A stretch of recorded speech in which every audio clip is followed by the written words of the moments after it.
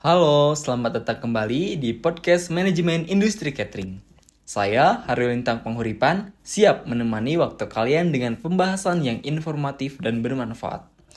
Hari ini, kita akan membahas topik yang mungkin sering dianggap sepele, tapi sebenarnya penting banget, yaitu cara menyimpan kacang-kacangan agar tetap segar dan awet.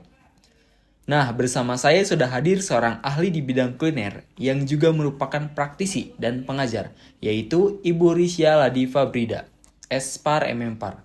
Selamat datang Ibu, apa kabar? Halo, Alhamdulillah kabar baik. Haryo, gimana kabarnya? Senang sekali pada kesempatan kali ini saya bisa berbagi ilmu di sini. Alhamdulillah baik juga Bu. Nah, siapa di sini yang suka ngemil kacang atau suka menyetok kacang buat masak? Bu, mau tanya nih, kenapa sih penyimpanan kacang-kacangan ini perlu diperhatikan? Oke, jadi kacang-kacangan itu sebenarnya punya kandungan minyak alami yang cukup tinggi. Contohnya ada kacang almond, kenari, dan mete. Nah, kalau minyak ini bisa cepat tengik kalau tidak disimpan dengan benar. Tengik di sini berarti rasa dan aroma kacang jadi tidak enak. Dan tentu saja kalau dikonsumsi malah bisa jadi kurang sehat. Oh, jadi penyebab bau tersebut dari kandungan minyak ya, Bu? Ini juga dipengaruhi oleh cara penyimpanan juga, Bu? Benar banget. Jadi, kalau kita mau kacang tetap awet, kita harus memperhatikan kondisi penyimpanannya. Mulai dari suhu, tempat, hingga jenis kacangnya. Semuanya bisa mempengaruhi kualitas kacang loh. Mungkin kelihatannya ribet, tapi dengan sedikit usaha kita bisa mempertahankan rasa dan nutrisi kacang lebih lama. Oke, baik. Mungkin boleh jelaskan lebih lanjut, Bu, mengenai jenis-jenis kacang dan cara penyimpanan yang tepat, Bu? Baik, jadi ada beberapa jenis kacang yang perlu penanganan khusus. Misalnya ada kacang almond, kenari, dan kacang mete.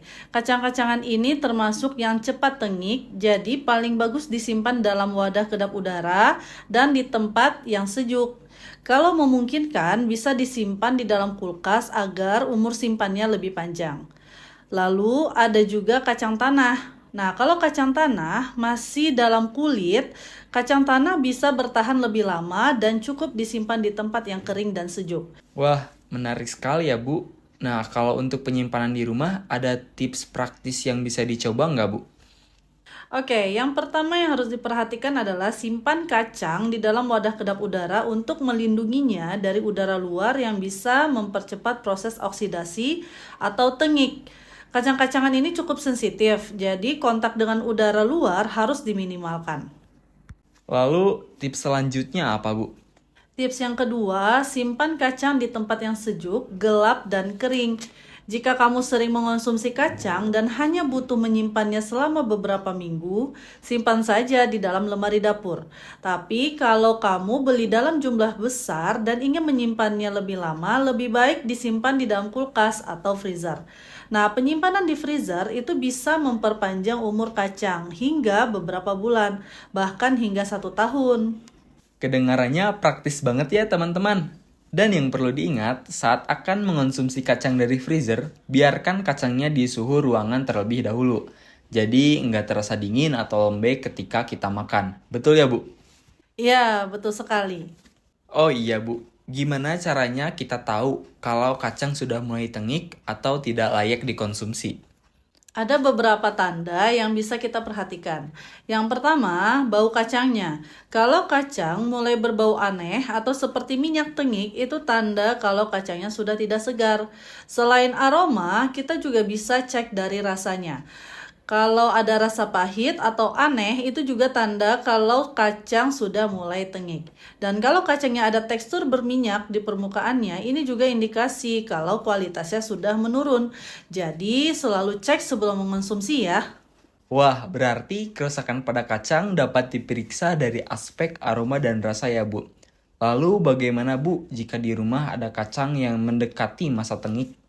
Nah, kalau kita punya kacang yang mendekati masa tengik atau sudah lama disimpan, ada beberapa cara kreatif yang bisa dicoba agar tetap bisa mengonsumsi kacang tersebut.